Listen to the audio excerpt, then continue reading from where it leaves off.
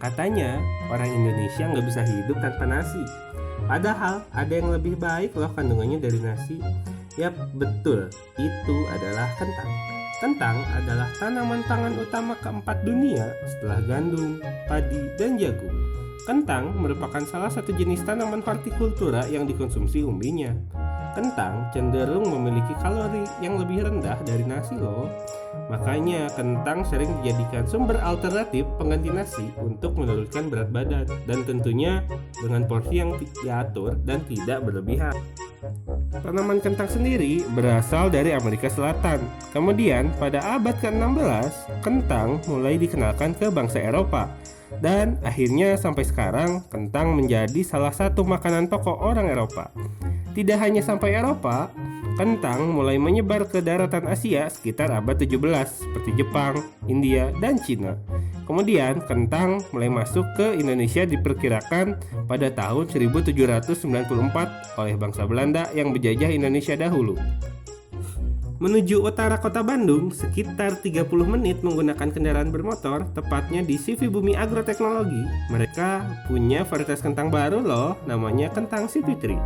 Kentang Si Fitri ini memiliki keunggulan yang dalam satu pohonnya bisa menghasilkan 3 jenis kentang sekaligus, yakni kentang sayur, kentang chips, dan kentang french fries. CV Bumi Agro ini terletak di Lembang, Bandung Barat yang wilayahnya memiliki ketinggian 1252 meter. Tentunya ini cocok untuk menanam kentang yang diharuskan ditanam di atas 1000 meter. Kentang yang tidak ditanam di atas 1000 meter biasanya tidak akan tumbuh dengan baik. Selain ketinggian, jenis tanah juga dapat mempengaruhi kandungan karbohidrat kentang itu sendiri.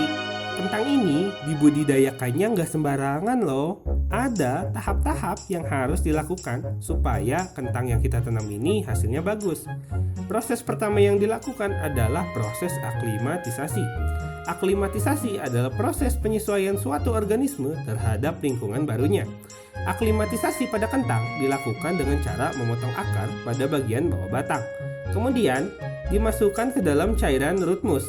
Ini dilakukan supaya plantet kentang tadi terangsang dan menghasilkan akar yang baru.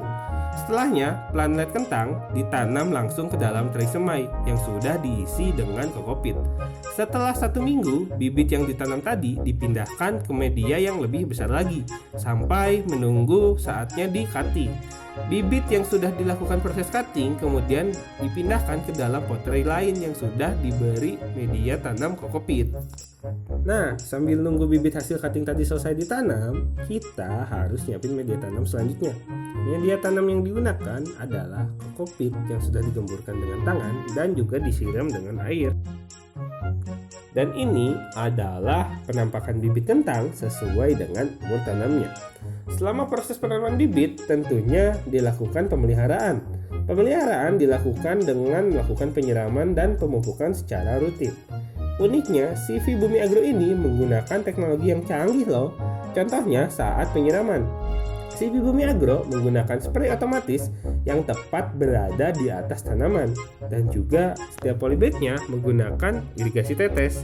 Jadi gak harus nyiram satu-satu deh, cukup klik tombol, udah deh semuanya kesiram. Nah, kalau ini ada sedikit penjelasan dari Direktur Utama CV Bumi Agro. Oke, terima kasih atas kunjungannya. Kami di sini memproduksi kentang khusus french fries, satu-satunya di Indonesia kentang french fries yang di kerjasama antara Indo Agro Resources dengan Bogor University atau Institut Pertanian Bogor. Dalam hal ini Institut Pertanian Bogor punya riset, kemudian hak paten dan pengembangan ada di Indo Agro Resources. Kultur jaringan kita produksi di IPB, kemudian kita tanam di sini sebagai indukan, kemudian kita bisa produce seperti ini, indukannya di atas, kemudian kita bisa produce steknya. Dan produksi stek ini kita tanam untuk produksi G0. Alhamdulillah kita untuk greenhouse kita produksi di Cipada ini kita bisa meningkat dari awalnya 35.000 knol per bulan menjadi 50.000 knol G0 per bulan.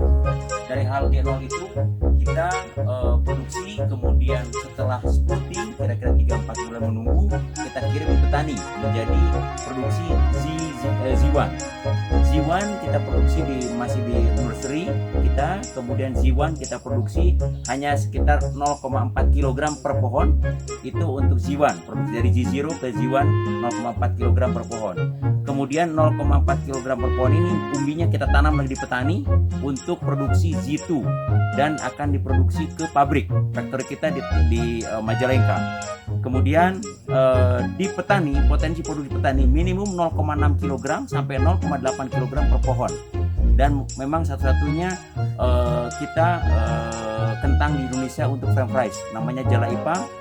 Dan ke depan kita bisa memproduksi bahwa produksi bibit kita satu-satu di Indonesia adalah punya Indo Agro Resources, dan juga akan ke depan memproduksi satu-satunya frame rice di Indonesia. Dilakukan penanaman, ada yang namanya proses persiapan lahan. Tujuan dari persiapan lahan adalah untuk mengkondisikan lahan tempat budidaya tanaman agar sesuai dengan kondisi yang dibutuhkan tanaman, sehingga tanaman dapat tumbuh dengan baik. Proses persiapan lahan ini meliputi land clearing, pengolahan tanah, penggaruan lahan, serta pemberian pupuk dasar. Land clearing ini adalah proses pembersihan lahan yang akan dijadikan area pertanaman. Ada banyak cara yang biasa dilakukan petani untuk melakukan land clearing, mulai dari manual, mekanis, hingga penggunaan bahan kimia seperti herbisida. Land clearing dengan manual dilakukan dengan tangan manusia langsung, dengan menggunakan alat sederhana seperti cangkul, parang, dan lain-lain.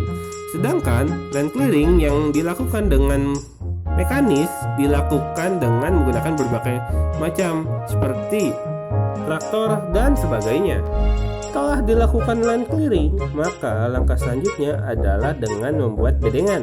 Bedengan adalah sebuah teknik dengan cara meninggikan tanah dan memberikan perlakuan khusus dengan menambahkan pupuk dasar berupa pupuk organik, pupuk kandang, atau pupuk kompos ke dalam tanah yang sudah diolah.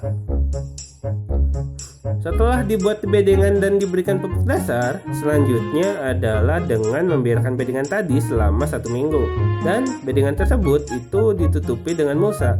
Ini bertujuan agar hama dan gulma itu sudah mati dan mikroorganisme, tanah, dan hara yang dibutuhkan tanaman sudah tersedia di dalam tanah. Selanjutnya adalah penanaman. Penanaman dilakukan seperti biasa, yakni dengan memasukkan bibit ke dalam tanah, kemudian ditutup kembali dengan tanah. Setelah penanaman, maka harus dilakukan pemeliharaan. Dan karena penanaman pada petani plasma ini di lahan terbuka, maka kebanyakan dilakukan secara manual, seperti penyiraman, pembersihan parit, pemberian pupuk, penyulaman, dan penyiangan. Itu semua dilakukan secara rutin sesuai standar operasional hingga tanaman kentang itu siap dipanen. Dan ini adalah proses panen kentang varietas Si Fitri yang berada di petani Mitra Plasma Garut, Jawa Barat. Hasilnya gede-gede loh, dan isinya banyak banget. Hehe.